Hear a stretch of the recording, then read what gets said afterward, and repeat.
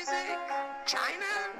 What are they even saying? What is this Chinese rap music? Sounds like they're just saying ching chang chong. My chance new girl watch made in China. We play ping pong ball made in China. Hello and welcome to China Econ Talk. I'm your host, Jordan Schneider. Accommodation, collective balancing, comprehensive pressure, regime change. No, these are not treatment strategies for my torn oblique, but rather the menu of options on the table for the U.S. responding to rising China. To walk us through the grand strategic choices at play for America in the second edition of China Econ Talk's Future of U.S.-China Relations series, we have here today Hal Brands, professor at SAIS and Bloomberg Views columnist, as well as Zach Cooper, research fellow at AEI. Alongside their scholarly work, both guests have had stints at the Department of Defense on their resumes. Zach and Hal, thanks so much for coming on China Econ Talk. Thanks for having us. Glad to be here. So first, a question for both of you. What did you respectively learn from your time going from academia into government service? And any broader advice for getting more academics focused on policy-relevant questions and in and out of government to have the same types of viewpoints and impact that you two were able to? So the thing that I learned is just that I picked up a whole bunch of knowledge on subjects that I hadn't studied in a great deal of depth before. So I had worked on U.S. foreign policy in a big picture sense, but I hadn't spent a great deal of time dealing with counter-ISIS issues or U.S. strategy toward Russia or U.S. strategy toward China or other issues that I spent a significant amount of my effort working on while in government. And so when I came out of government, I just had a significantly greater degree of depth on those issues than I had before and a lot more interest. And that's driven my research over the past couple of years. And this is Zach. I would actually say I went the opposite direction. I was in government for a few years and then went back to the academy. And I think what I found surprising in government was that there were some people with deep, deep expertise on both the government side and the academic side. But often when you came back to the academy, that wasn't the case, right? That's not the typical path for a college professor. You go through your academic training, you go through pre-docs and post-docs, and you finally get your teaching position. But it's fairly rare to actually have real government experience in the academy. And so I often felt a little bit disconnected from that government experience when I went back to school. But one of the great things about being in Washington is that there are so many people, especially in terms of academics and policymakers, who have deep experience in both worlds and who are able to combine them. So that's one of the real virtues of the community here, not just in think tanks, but also in the academy and in the policymaking world. So what would you say to the young PhD considering a stint in an agency, but also worried about their tenure track potential?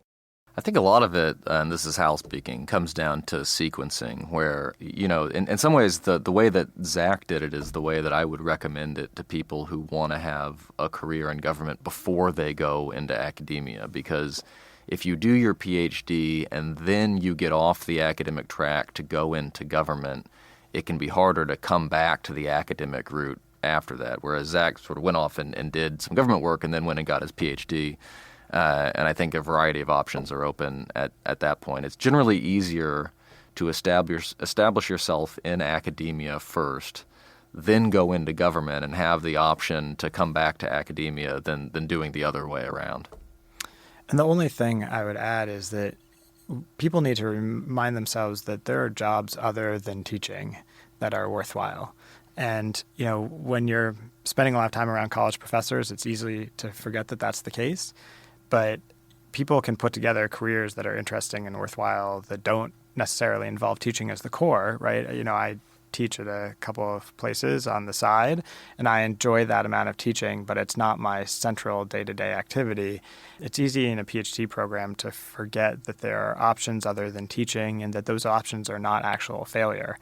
And some people are good at reminding students about that, but I think often as a student, it's easy to think it's tenure track or bust, and that's not really the right answer in my book. Yeah, the socialization pressures in most academic PhD programs rival those in most communist parties around the world, and so maintaining an open mind with respect to what constitutes a rewarding career and understanding that you don't have to become a carbon copy of your academic mentor, I think is very important in the way that Zach points out. Back to China. Thanks for the transition, Hal. So, responsible stakeholder to where we are today. Briefly, you two, what was the prior U.S. consensus around China, and a quick sense of the assumptions that undergirded it? Well, you'll get people that argue that there was no consensus about China, especially now as people try and, I think, rethink what they believed the last 20 or 30 years. But my sense is that the best statement of the view among many Washington experts is the Bob Zoellick argument that we wanted China to be a responsible stakeholder. We wanted it to buy into the system. I think this came a lot with a great deal of hubris, right? We hoped to change not just what China did internationally, but also we hoped to change China domestically. We don't talk a lot about that, but we wanted China to become more open and more democratic. And I think that has been the view from basically the 90s onward. My sense is that lasted up until maybe starting in 2012, 2013, when that consensus started to break down in a serious way. The only thing I'd add to that is that there was creeping levels of ambition in American statecraft really from the time we did the opening to China in the 1970s until about 40 years after that. And so if you go back and look at what Henry Kissinger and Richard Nixon were saying about China in the mid-1970s, they were looking at it in a pretty cold-blooded fashion. And the idea was that we're going to use China, and China is going to use us to balance the Soviet Union now. But there may come a time when we will have to balance against China, because these are still people who view the world in a fundamentally different way than we do. And I think that piece of it gradually got lost over the course of the subsequent decades as we came to have higher hopes that China would either democratize, or at the very least it would come to support a system that the United States had created and led. There are two big focal points, I guess, from a historical perspective when we're speaking about this, democratization thesis. First, there's the fall of the Soviet Union, right? So this whole balancing thing is not something that's in front and center in U.S. minds. I mean, we did a show earlier about the 1980s, and America was selling all these planes, and there was all this big push to kind of like bring China up because we wanted to help them assume a different level of development vis-a-vis the Soviet Union. But also at the same time, you have Tiananmen, of course, and that sort of gets people rethinking, but like only really for 6 months or so, and then we're kind of back on track with maybe things will like work out over a longer term horizon when it comes to political liberalization. Yeah, I've long believed that there's a really interesting story to tell about why after Tiananmen the U.S. didn't fundamentally change its approach, not just in terms of human rights issues, but when the Soviet Union falls, you might have expected the U.S. to look and try and figure out where the next potential competitors would be and to reframe American defense strategy in a fairly thorough way. And you don't see anything like what you would have imagined over the last 30 years. It's really just in the last couple of years that you've seen a real reframing of U.S. priorities. And I think there's a good story that somebody should write, a good history. Hal's probably finishing a book on this right now, that would explain exactly why it was that we were so slow to shift. So it's interesting because I actually wrote a piece about this about a year ago, and what I argued there is that there were a handful of reasons why we didn't make this shift as early as most international relations realists would predict you would.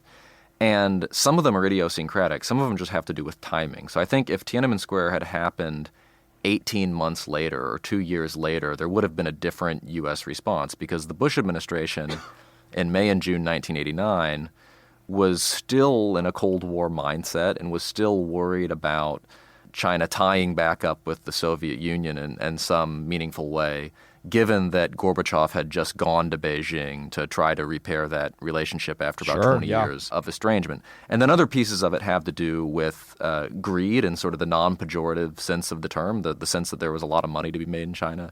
Part of it has to do with the hubris that Zach talked about earlier. This was a time when authoritarian regimes were dropping like flies, and China was acquiring a lot of the characteristics that social scientists associate with democratization. You were getting a richer population, more and more people moving into the middle class. It seemed reasonable to assume that you get pressures for liberalization there in the way that you had in other countries that reached that transition zone. And so it is actually a really interesting story because it's not a case where American policymakers made a dumb bet that was obviously wrong at the time and is obviously wrong now. They made a bet, and the bet wasn't necessarily based on silly ideas or a naivete. We look back and we say that the bet didn't pay off, but that doesn't mean it was foolish to have tried in the first place. It may have been foolish to continue it for as long as we did, but in the early 1990s, it's hard for me to see how we would have done anything too different from what we've done, just given all of the circumstances in play. There's one line that strikes me from the George H.W. Bush, I think A World Transformed, his memoir, where he writes that after Tiananmen, Deng called me a Lao Pengyo, like an old friend of China. I felt the phrase was not just usual flattery, but a recognition that I understood the importance of the U.S.-China relationship and the need to keep it on track. And, on the one hand, you can look at that the way Hal does as this sort of a timing thing, and Gorbachev was still around, and they're worried about balance of power stuff. But there's also a way to see that as just him getting played, which is something that has happened pretty frequently with not just Americans, but kind of foreigners in general trying to understand and get their hands dirty with domestic Chinese politics, which is another potential thesis of why, at least in that time period, it played out the way he did. George W. Bush, H.W., of course, had spent a fair amount of time in China, was the ambassador for a number of years. I guess not ambassador, like one level lower, and maybe had kind of calculated the personal relationships poorly. Yeah, I think that one of the things that we were slow to pick up on from the early 1990s onward was that for the past 30 years, the Chinese have always seen us as their primary competitor and their primary adversary even. And they were, we look at the U.S. response to Tiananmen and we say, boy, that was kind of tepid given all the people that they killed. The Chinese looked at the U.S. and Western response to Tiananmen and said that the United States is trying to bring about the downfall of the Chinese Communist Party. And so there was always a very strong strain of thinking, at least in certain parts of the Chinese elite, that the United States wished China ill. And this, would have struck us as kind of weird because this was at a time when the United States was trying to integrate China into the international economy. We were paving the way into the WTO. We were helping China become markedly more prosperous. And I think that over time, sort of the perceptions of the relationship in Beijing and Washington gradually diverge, but now they're actually converging again. I think this is a really important point and something which we don't talk about enough. My sense is that many people in Washington feel that they tried to integrate China into this order, and China chose not to join. When I talk to Chinese friends, that is not the perception they have. Their perception is that Washington made some half-hearted attempts, but that in large part, Washington did not really want China to have a hand in shaping that order. And so it really didn't want a responsible stakeholder. And I think this is going to be a real challenge because these narratives that we tell ourselves are so different. It will be very hard to get them back on the same page.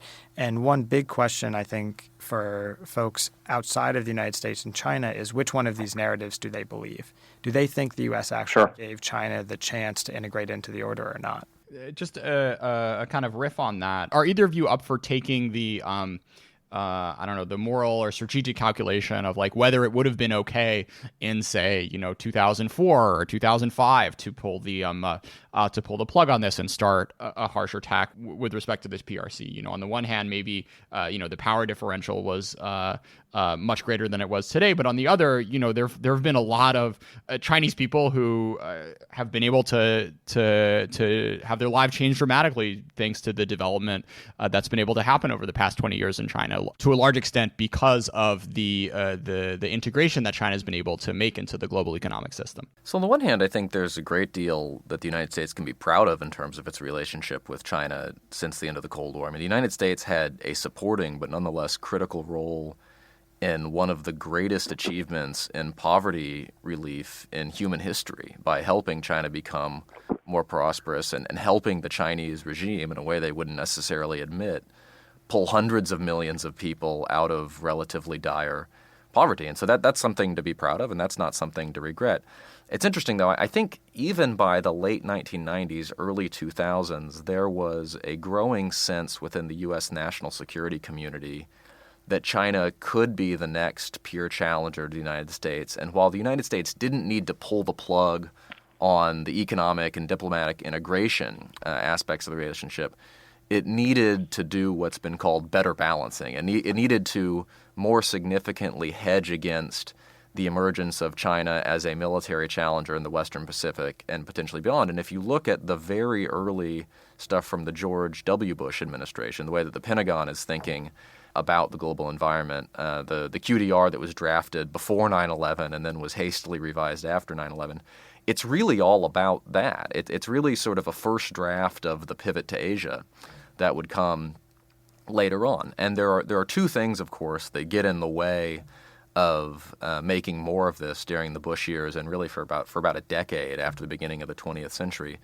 The first is just that, we get busy with other things. And so whatever slack there was in the defense budget, whatever plus-up we got after 9/11 went largely to warfighting in the Middle East and the expansion of U.S. ground forces and other things that really don't do a lot of good in terms of shoring up the balance of power in the Western Pacific.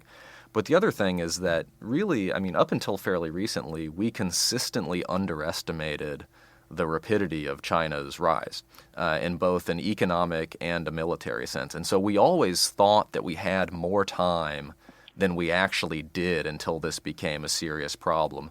And now that the problem has become impossible to deny, there's sort of been a sudden awakening in D.C. This time issue never gets enough attention. I think there is a strong argument that the main difference among some experts in Washington is on this question of time and who has a window of opportunity right now. I think there are many people within, especially the more hawkish side, who think that China is actually breaking, like the system is breaking. The economy is struggling. A tech war is going to severely damage the Chinese economy. It will cause real problems for the Communist Party. Xi Jinping's domestic moves are going to trigger more of a nasty internal response than perhaps he and others have expected, and that actually China is a much weaker player than people give it credit for. I don't know enough to know whether that view is right or not, but it leads you to some very different policy views than if you think that China's growth is going to continue and that the Communist Party is going to have some fairly stable leadership in the years ahead. I think your assessment of that window of opportunity and of the time factor plays a huge part into how you want to react to China today. So it's 2019 and we've clearly entered a new era, one in which the consensus is shifting. But, aside for competition as an end in itself, the Trump administration hasn't really seemed to have settled on an overarching direction. So you just hinted a little bit at this, Zach, but why don't you two start here with the framework of the four options you laid out in a recent piece.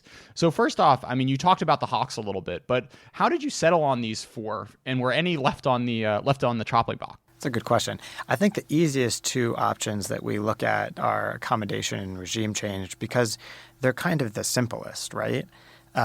If you think about accommodation, it's the obvious dovish answer, and regime change is the most hawkish answer you could get. And so in some senses, they're kind of ideal types. I think the one thing that they surprisingly have in common is the view that there's urgency in responding to the China challenge. That actually, if you let China continue to grow, that China will become more powerful and too powerful to deal with.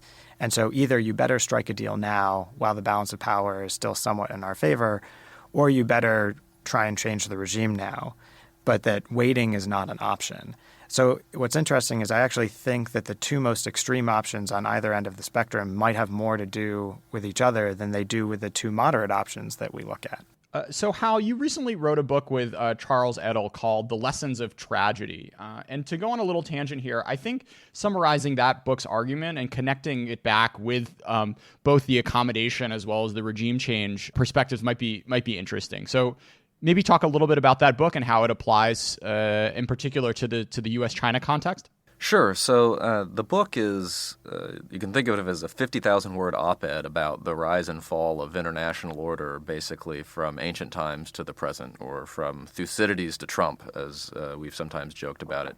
And the basic argument of the book is that the natural arc of human history and international affairs is not towards ever greater progress and democracy and prosperity and all sorts of good stuff.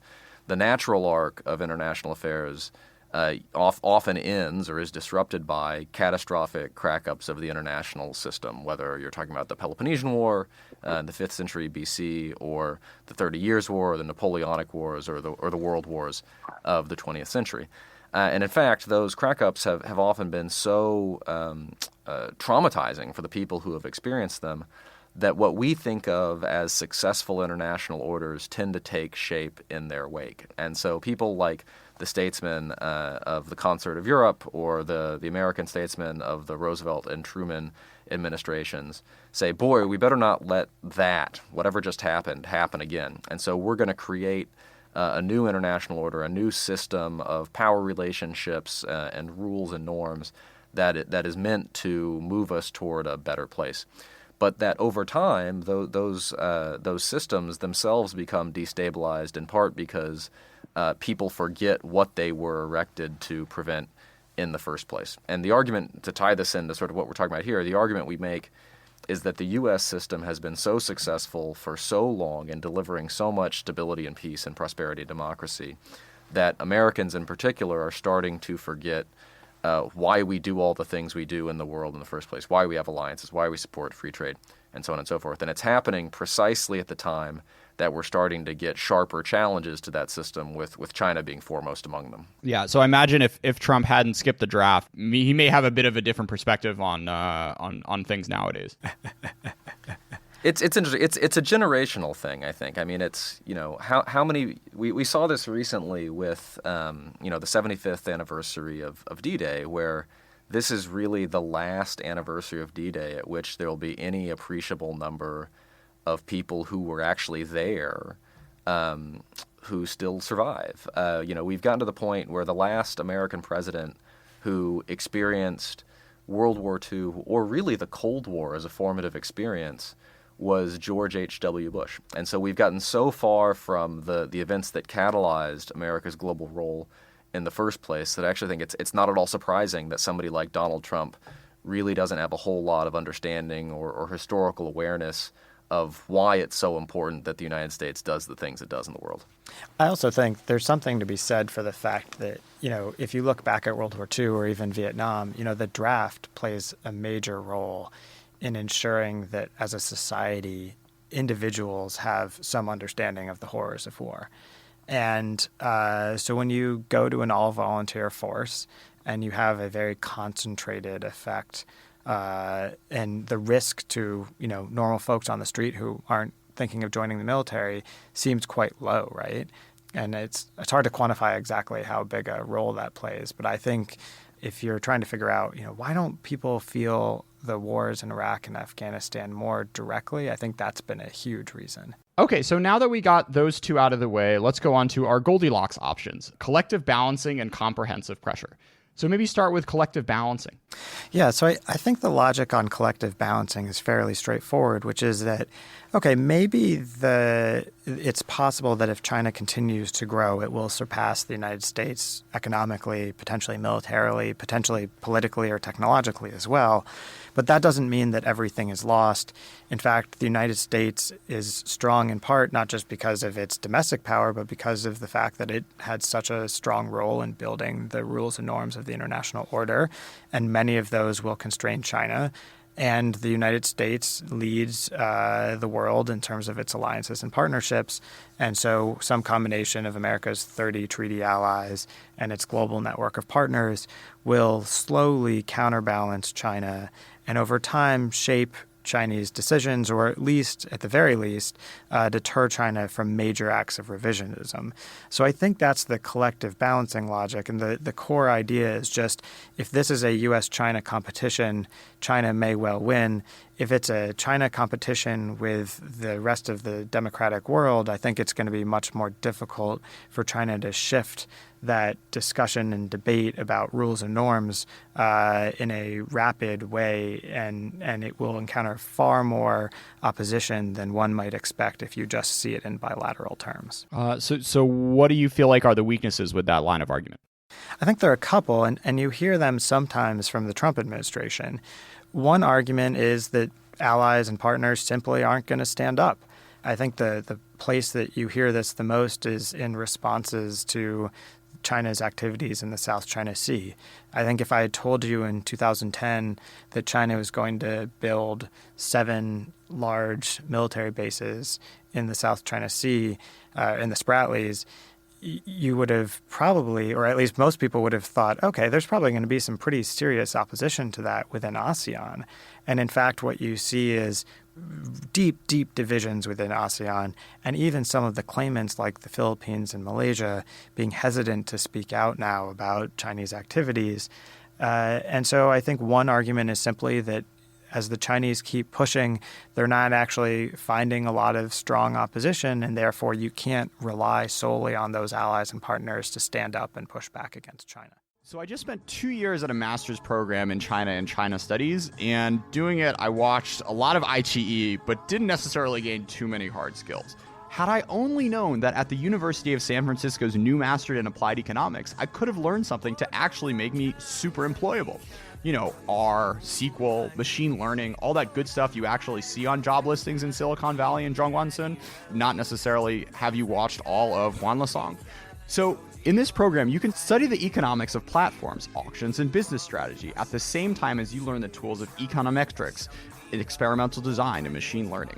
Plus, for all those non-US students out there, this program is designated STEM, so you can apply for a 3-year extension on your student visa and keep working in the US after you graduate. To learn more and get an application fee waiver, go to usfca.edu/Jordan. So the other one that came up to me was that, aside from finding the allies, collective balancing also would require stronger efforts to delineate acceptable Chinese behavior from unacceptable activity and to inflict harsher penalties on Beijing when lines are crossed.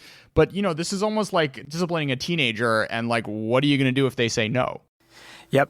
And this is one place where I think the choices that we would have to make in a strategy like this are tough choices, right? It means accepting some risk of substantial escalation if, for example, China attempts to build a military facility at Scarborough Shoal.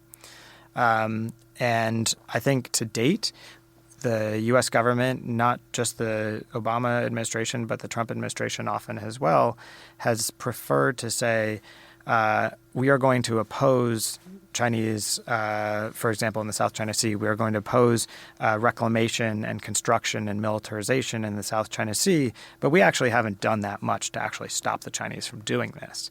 And if you were serious about upholding the rules and norms, you'd have to accept serious risk, and that means risk of conflict.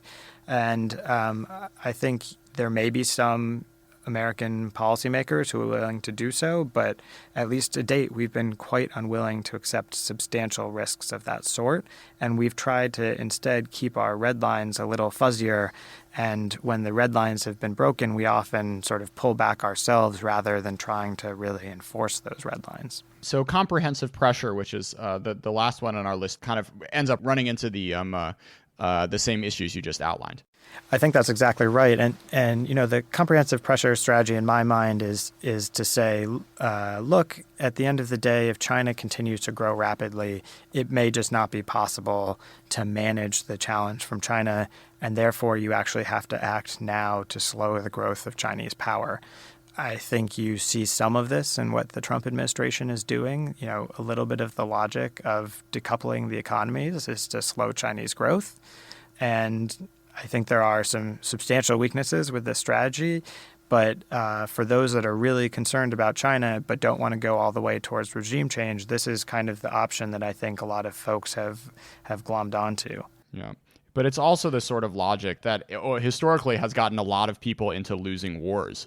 There's a fantastic book called Japan 1941 by Eri Hata, which kind of walks through the internal deliberations of, the Japanese generals and the prime minister and the emperor. And basically everyone was saying, our chances are already low and they're only getting worse day to day. So we got to, do a Pearl Harbor as soon as we can. And, this has happened a number of times over the course of history, and feeling like you're on the losing side and your chances are getting lower and lower over time. There's all this human psychology which is pushing you to act in potentially very irresponsible ways when that's the mindset you go into looking at something. I think that's right. And, I think the other major fault of that strategy is if you really believe, as I do, that your allies and partners are at the core of the U.S.-China competition, it may be that your allies and partners just are not on board with that type of strategy, right? That they want the economic growth that they can get from China. They're not willing to sacrifice it. And that at the end of the day, therefore, even if you want to take a really tough tack, like a comprehensive pressure approach, that they won't be there with you. And you could actually end up fracturing this coalition and having to really go it alone.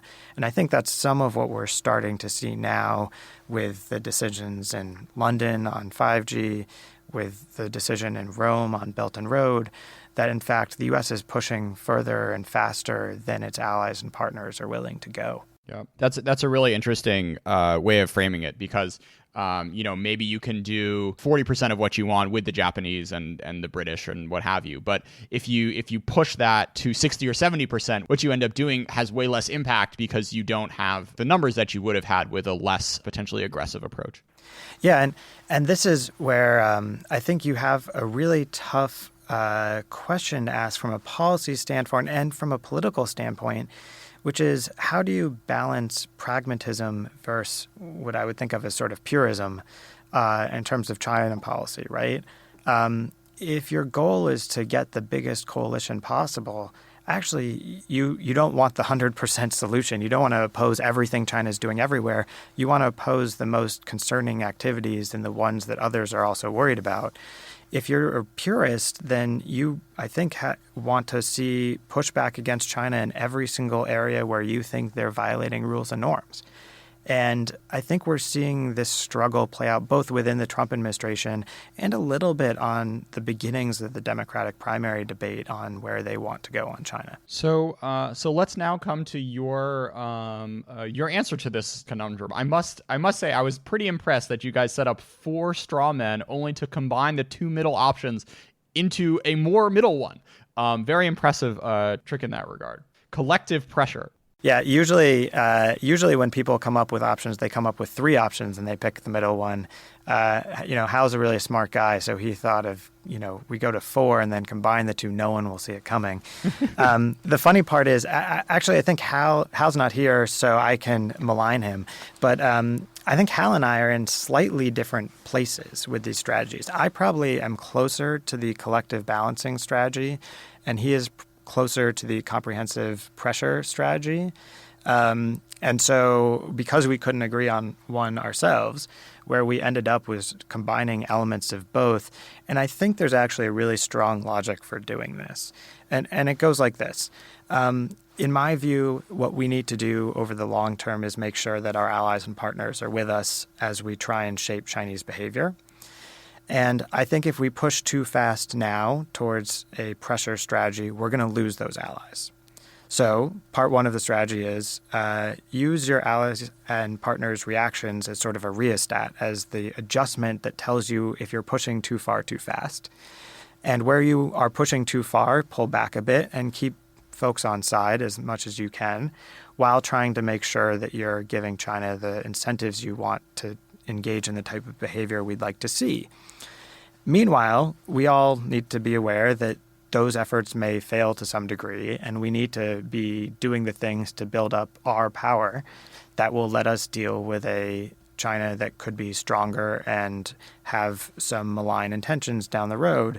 And so I think you can combine elements of the strategy where in the near term you're doing more things that look like collective balancing. In the long term, you may have to go towards a comprehensive pressure strategy, but you can still leave the window open for a different path if the Chinese end up going down that path, or frankly, if China just proves to be unable to manage its economic or political challenges. So before we go into the details of that, it's interesting to think, what an Obama with 80% approval ratings in all these different countries, and to the extent that politicians will gain benefits domestically from being seen to be working with the U.S. president, as opposed to what we see now with every potential prime minister in the U.K. refusing to meet with Donald Trump, and kind of similar things worldwide, and how that makes the sort of possibility space for this collective pressure a lot tighter than it might have been otherwise.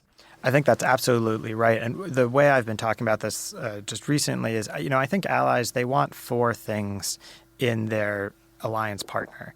They want a powerful ally, because after all, if your ally is weak, then they're not going to be that helpful. They want a principled ally because they need to be able to explain to their public why they're actually working with this country and that this country is going to be reliable in the future. They need a present ally because it's great to have a wonderful, strong partner, but if they're not actually engaged in your region, it doesn't really matter. And finally, they want a predictable ally. And I think part of the challenge with the Trump administration is that on at least a couple of those questions, I think allies look at the Trump administration and they think that the president is not matching what they would like to see, right? The president is intentionally unpredictable. In part, it's a strategy he has to deal with adversaries. It doesn't work incredibly well with allies, though. He's questioning the U.S. presence, not just in Asia, but around the world. So there are more questions that allies are asking about that. And of course, he's talking much less about values and principles than his predecessors have.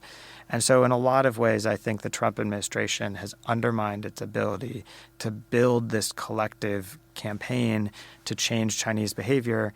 And I don't think that's likely to change in the next year or two. They are still going to face these constraints, in part because of who the president is and what he believes. So you write that this strategy would seek to build a coalition of allies and partners strong enough to deter or simply hold the line against Chinese revisionism until such a time as the Chinese Communist Party modifies its objectives or loses its grip on power. One of the interesting things you highlighted is this idea of a transparency campaign, which is something that both you two and Melanie Hart, who we had earlier on this podcast, who comes from a left-leaning think tank, AEI, for those not familiar with this stuff, is on the conservative side of things. So what's the idea behind this? Yeah, well, I think, first of all, this is one area where actually there's a huge amount of consensus. So I do some work with Melanie and with Kelly Magsamen over at the Center for American Progress, and I think on the large portion of issues related to China, we are in just about total agreement. There is not that much of a bipartisan difference on China policy, at least at the moment. That could easily change depending on how 2020 goes. But I think, one of the issues that a lot of folks in Washington are concerned about is whether you can make more transparent the activities that China is engaged in part because doing that is going to cause a counterreaction, at least in my view, against the bad behavior. And part of what has happened over the last 10 or 20 years is that actually we've let China get away with a lot of behavior without drawing much attention to it. So, economic behavior, right? Why do we still allow Chinese companies that have gained from intellectual property theft to sell those same products back into the United States that they stole the intellectual property from American companies to be able to produce in the first place, right? These are the kinds of things where I think transparency can be hugely important. And so I think there are a lot of folks that are in Washington that think that, if you can shine a light on some of the behavior that China is engaged in, it will hopefully modify some of Beijing's decision-making calculus. So my crackpot idea for this, and I'm curious what your response is doing a WikiLeaks on Chinese senior government officials and the billions of dollars they have. I feel like if there's anything Trump could do to piss off and kind of rattle the boots in Zhongnanhai, that sort of thing, as opposed to, screwing over some businessman in Jiangxi province who has a handful of factories making T-shirts or whatever, like that's the real the scary underbelly, I think. So how illegal is that? Maybe for starters? Well, I mean, there's nothing illegal about putting public information out there. I think the question is, what's the goal, right? And I worry a little bit that, so I think that is, as you said, a hugely coercive effort and could be very effective at changing some behavior in Beijing. Now, the question is the goal of doing that to undermine the regime or to undermine a certain leader? Or is it actually to change Chinese behavior? Now, if it's to change Chinese behavior, you might actually not need to actually release the information. You could release the dossier to the Chinese official and say, if you don't make X or Y decision, then we will release this publicly. But I think this is where we need to have a really clear idea of what we're actually trying to do. What's our goal with China? Where are we trying to get the Chinese to go? Because the policies we should follow should flow from that. And too often, I think we've somehow ended up in a large China debate where we're not really sure yet what we want. Why don't you summarize your desired ends? Yeah, and I think you quoted it very accurately. In my view, the end state should be to either change Chinese behavior so that they accept some of the critical rules and norms that we think are important to sustaining security and prosperity, both in Asia and globally, or that if China is unwilling to do those things or unable, that we compete effectively by deterring them from taking destabilizing actions until the point at which the Chinese Communist Party changes to actually be willing to follow those rules. So I think that should be the objective. So what norms are you sticking by, and which ones are you ready to throw under the table?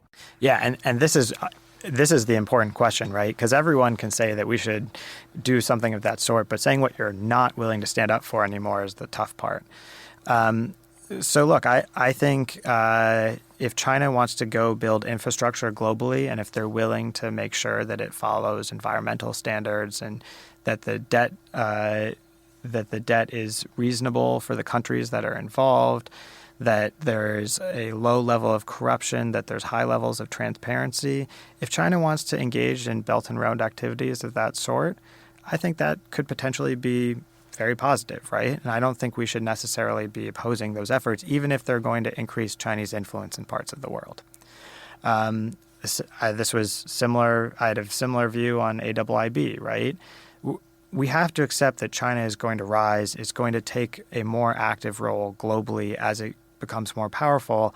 My view is let's engage China in economic ways if it's becoming more powerful. Let's let it have a greater say in parts of the system institutionally.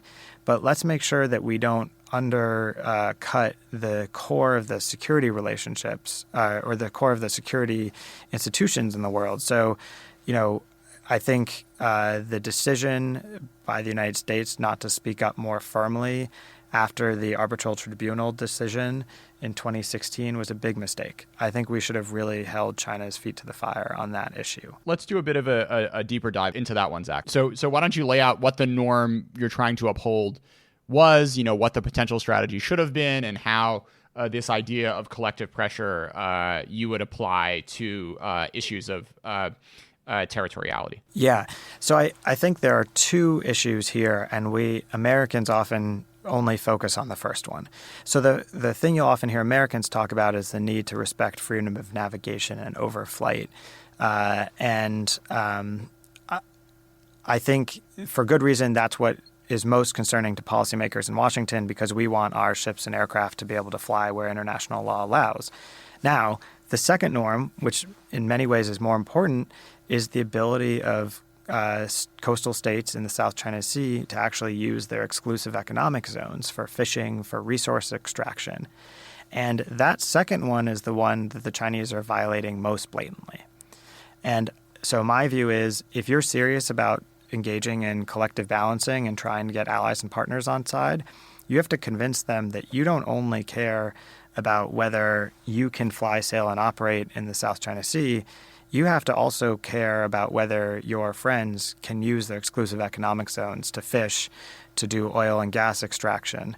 And we've done a lot of the former and not a lot of the latter. And so I think part of the strategy I would be pursuing is making much more clear that one of the rules and norms that we think is important is that the arbitral tribunal said it put limits on where China's exclusive economic zone could be just based on what it called an actual feature that was entitled to territorial sea and what's not. And that means that China can't actually claim exclusive economic zones throughout much of the South China Sea, which means that Malaysia and the Philippines can.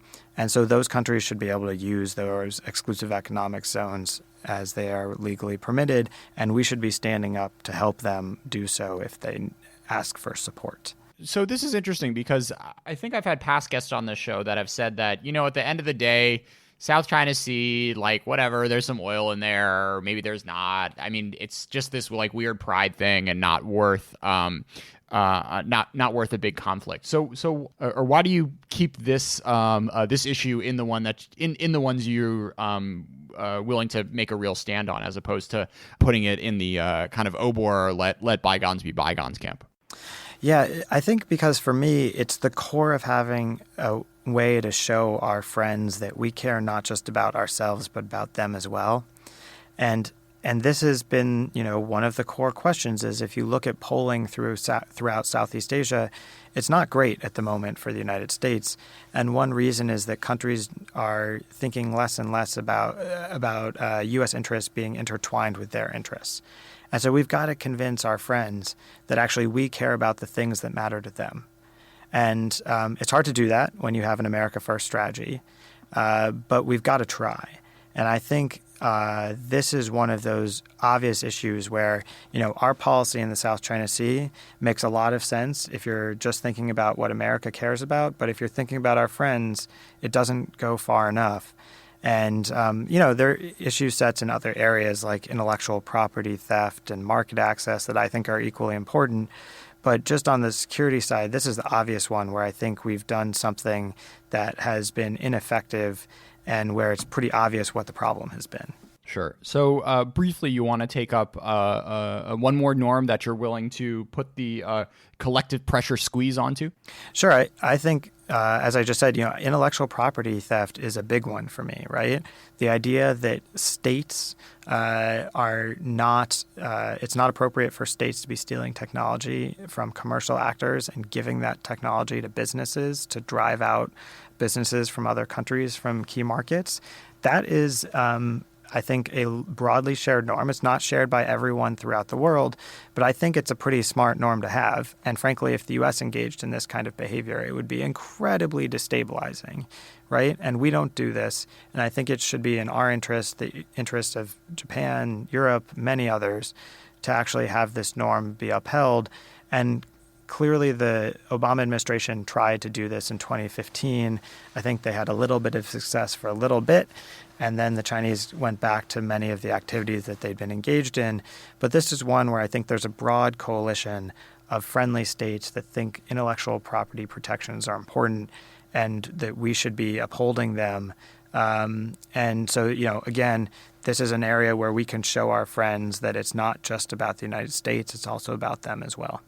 Sure. And, what do you say to the argument that Alexander Hamilton was writing checks to folks who were stealing mill designs in the UK, and China's still a poor country? GDP per capita is like $9,000 a year or something here.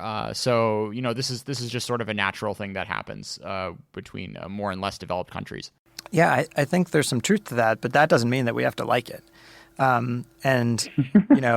This is where my answer is, okay, fine. If you want to be a business that is using information that the PLA has given you from a private corporation to drive that company out of business, there's no reason the U.S. government has to let you sell products into the United States, right? Why would we let you do that? And so I think if companies want to engage in bad action, we should be punishing them. So in general, my big argument is look, the Trump administration is engaged in a lot of broad-based activities. Where we need to go is much more targeted effects at the actors that we think are engaged in problematic activity. So Zach, any closing words? Maybe thoughts on what think tank style policy papers you wish you could read? What topics you'd give to whatever, like a PhD student if you had anyone? Oh, that is a tough question. I think the core thing is, as long as we can use the agreement that's growing in the United States around what our concerns are with China to actually build that into a agreement about what we should be aiming for, we're going to be on the right path. But if this is simply a list of concerns we have about China without a real strategy, then we're going to be lost, and not just lost in the short term, but lost in the long term. So I think the Trump administration has done some important work in raising issues that we find concerning. But now the tough task will be transforming that into a strategy that can actually get broad-based agreement. And we're just not there yet. And I think that's where we need to go. Hal Brands and Zach Cooper, thanks for being a part of China Econ Talk. Thanks so much for having us.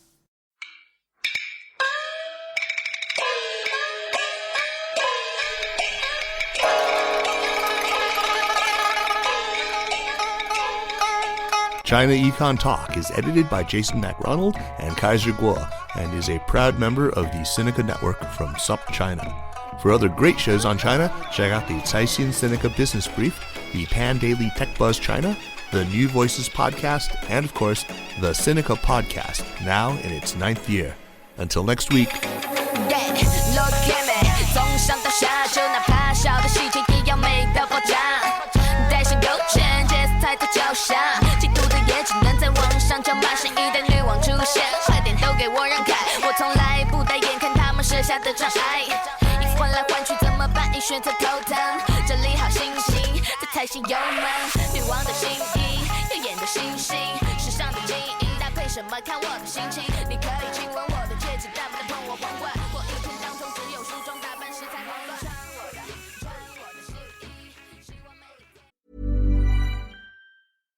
They say being a parent is a full-time job, but I already have one of those. Luckily, I use Instacart to help me order everything I need while I'm stuck in meetings all day.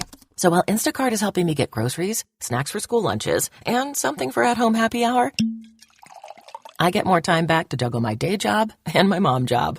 Save time by downloading the Instacart app or visit instacart.com to get free delivery on your first order using the code INGREDIENTS22. Offer valid for a limited time. Minimum order $10. Delivery subject to availability. Additional terms apply.